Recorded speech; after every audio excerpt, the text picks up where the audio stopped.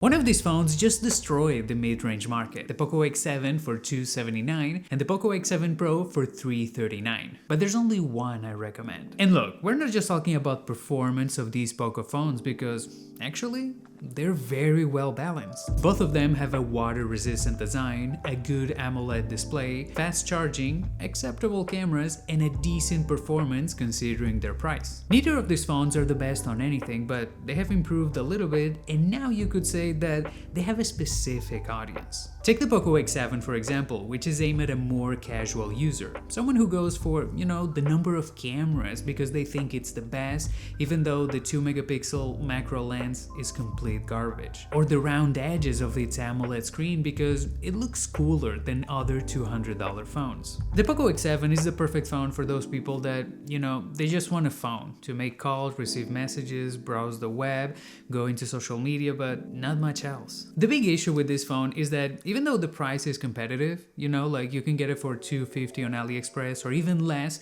if you buy it on Amazon Spain, for example, well, you can actually get the POCO X6 Pro from last year at the same price. And if I had to choose between the two, well, this one is much better. Meanwhile, the POCO X7 Pro is a beast without looking like one. They removed the unnecessary macro camera, its display is now completely flat, and not only does it have the best processor and storage type at this price point, but even though it heats up more than normal, you can see that its performance remains stable without throttling over time. Meaning that in games, for example, you can play at max settings for much longer without any issues. And when the battery runs out, well, you can charge it at 90 watts in less than 45 minutes. I bought both phones myself from Amazon Spain and, this being the case, they don't come with a charger. But if you buy the global version or, like if you buy it in Mexico or AliExpress, it's very probable that it comes with a charger along with these silicone cases, which are always appreciated. With this being said, the main difference between both models is the performance because their displays are practically identical in terms of quality. And their speakers, well, they're also very similar,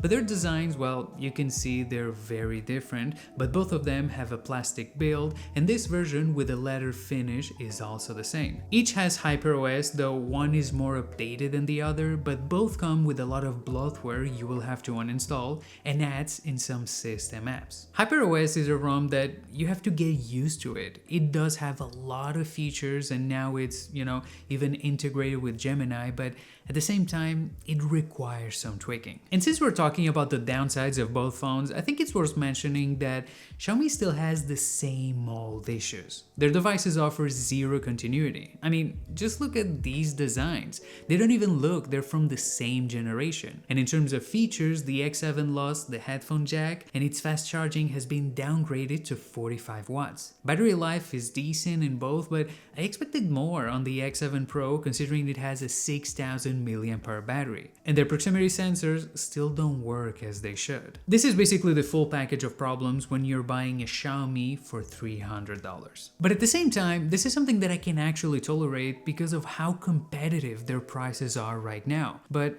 with that being said, if you had to choose between the two, please, just buy the Pro version. In terms of performance, you can see how the X7 Pro feels closer to a flagship than a mid-range phone, while the X7 competes with slightly pricier models. In real-world tests, like opening apps in 2 rounds, we can see the POCO X7 Pro is fast in the first round, but its lack of optimization slows it down in the second, while the POCO X7 doesn't seem to have improved much from its previous generation. In games like Zenless Zone Zero, the Pro version practically doubles the frame rate you can get. This also happens in Genshin Impact, which, as you know, it's one of the most demanding Android games. But in other games like Dead Cells, which supports high frame rates but isn't very demanding, both phones perform pretty much the same. That's why when buying a Xiaomi phone, you should always get the one with the best processor because they don't optimize it. But let's see how they perform in the camera department because, you will think that having the same sensors, the results will be the same, but that's not the case. In some photos, you can see the results are very similar, but only in a few. The Pro version not only has a better dynamic range, but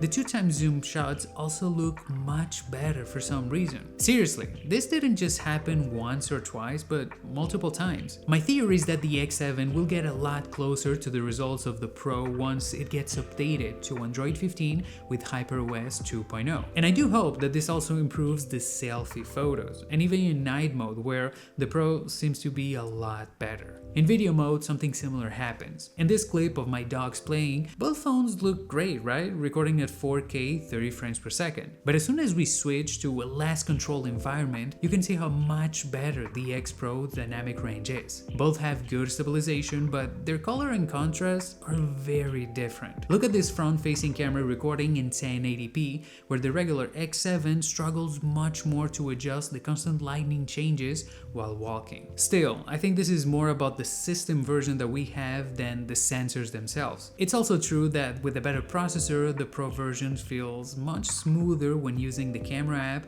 but a lot of these differences are probably software related. With all that said, the POCO X7 Pro is the one I recommend, and if you can get it for under $300, just do it because there's not a lot of competition. And while its system isn't very well optimized and its cameras aren't the best either, it's a slight upgrade over the POCO X6 Pro, which I really liked. The POCO X7 is also a good phone. You know, like, I would buy it for my mom, for my sister, for people that, like, they don't really care a lot about the cameras, about the performance, and they just want a phone that works. But don't get me wrong, you get what you pay for. You will probably be fine with it for a year or two, but the lack of optimization by Xiaomi and the processor will start to show over time. And that's why spending a little bit more for the Pro or even the X6 Pro from last year may be a better option.